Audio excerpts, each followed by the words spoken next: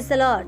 మన ప్రభువైన యేసుక్రీస్తు పరిశుద్ధమైనటువంటి నామంలో ఈ ఉదయకాలపు కృపావార్తను వింటున్నటువంటి మీ అందరికీ దేవుని పేరట వందనాలు తెలియపరుస్తూ ఉన్నాను. అందరు బాగున్నారా?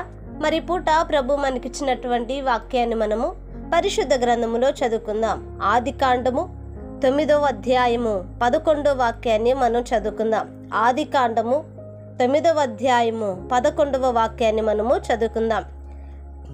నేను మీతో నా నిబంధన స్థిరపరచుదును, సర్వ శరీరులు ప్రవాహ జలము వలన ఇంకను లయపరచబడరు, భూమిని నాశనము చేయుటకు ఇకను జలప్రలయము కలుగదని పలికెను. హల్లెలూయా. నా దేవుని బిడ్డలారా గమనించండి, ఇక్కడ రాయబడిన ఈ యొక్క వాక్యాన్ని మనం గమనించినట్లయితే, నేను మీతో నా నిబంధన స్థిరపరుస్తున్నానని ప్రభు సెలవిస్తూ ఉన్నాడు.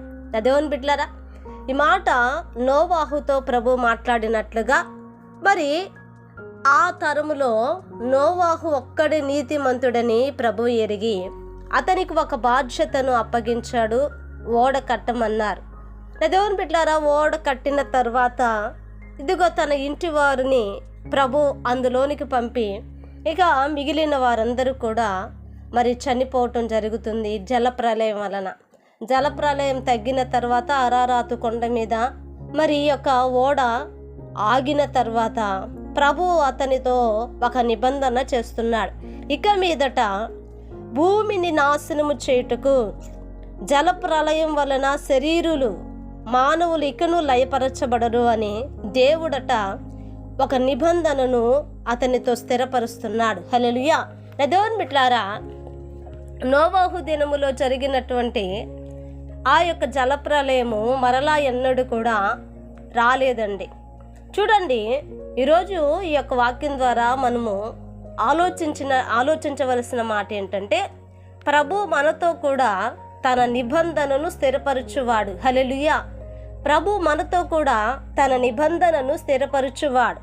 నా దేవుని బిడ్డలారా గమనించండి, ప్రభుతో మనకు ఉండవలసినటువంటి ఒక ముఖ్యమైనటువంటి విషయం ఏమిటంటే, మనము ప్రభుతో ఒక నిబంధన కలిగిన వారిగా ఉండాలి. హల్లెలూయా. ఈ నిబంధనను జ్ఞాపకం చేసుకున్న దేవుడట, ఈ నిబంధనను మరిచిపోని దేవుడట, ఇక ఎన్నడూ కూడా జలప్రలయము ద్వారా భూమి నాశనము కాకుండా ప్రభు ఆపినట్లుగా ఈ వాక్యం తెలియపరుస్తుంది. అంటే ప్రభుతో మనం చేసుకున్న ఒక నిబంధనను బట్టి మనము నాశనము కామని, మన యొక్క కుటుంబము నాశనము కామని నా దేవుని బిడ్డలారా ఇందును బట్టి మనం తెలుసుకోవాలి. హల్లెలూయా. నా దేవుని బిడ్డలారా గమనించండి, ఇప్పుడు ప్రభుతో ఒక నిబంధన చేయగలిగితే ఆ నిబంధన నిత్యము కూడా ఆయన యొక్క జ్ఞాపకాలలో ఉంచబడుతుంది. ఈరోజు చాలామంది కూడా ఒక ప్రమాణపూర్వకంగా లేకపోతే ఒక తీర్మానం, ఒక నిబంధన ప్రభుతో చేయట్లేదు.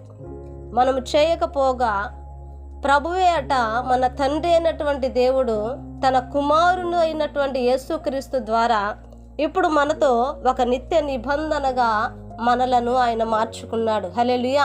యేసు రక్తము చేత, యేసు చిందించినటువంటి ఆ యొక్క రక్తము చేత ఇప్పుడు మనము దేవునికి ఏమై ఉన్నామంటే నిబంధన జనులుగా ఉన్నాం. నా దేవుని బిడ్డలారా చాలా చక్కగా ఆలోచించండి.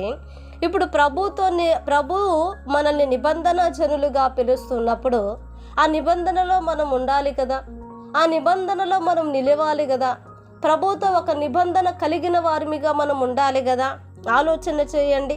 దేవుని బిడ్డలారా, ఇంకా పాపములో కాకుండా వీటిని నేను విసర్జించానయ్యా, నీతో నిబంధన చేస్తున్నా, లోకాన్ని విడిచిపెట్టాను, నిన్ను హత్తుకుంటున్నానని ఒక నిబంధన దేవుని బిడ్డలారా ప్రభుతో మనం చేసినప్పుడు ఆ నిబంధనని జ్ఞాపకం చేసుకున్న దేవుడు నాశనము కాకుండా మనలను కాపాడువాడట. హల్లెలూయా. కనుక ఆ రీతిగా ప్రభు కార్యం చేయలాగా చిన్న ప్రార్థన చేద్దామండి. మహాపరిశుద్ధుడా, మహోన్నతుడా, నీకు వందనాలు. ఈ యొక్క వాక్యాన్ని విన్న ప్రతి వారిని మీరు జ్ఞాపకం చేసుకోండి. మీతో ఒక నిబంధన కలిగిన వారిగా మమ్మల్ని నడిపించమని ప్రార్థిస్తున్నామయ్యా. అయానతని నీ బిడ్డలను, వారి కుటుంబాలను మీరు ఆశీర్వదించి దీవెనకరముగా మార్చమని ఈ యొక్క 8వ మాసం మీరు మాకు ఇచ్చినందుకు స్తోత్రాలు చెల్లిస్తూ యేసు నామమున అడిగి వేడుకుంటున్నాము తండ్రి. ఆమేన్. Praise the Lord. దేవుని కృప మీకు తోడై ఉండును కాక.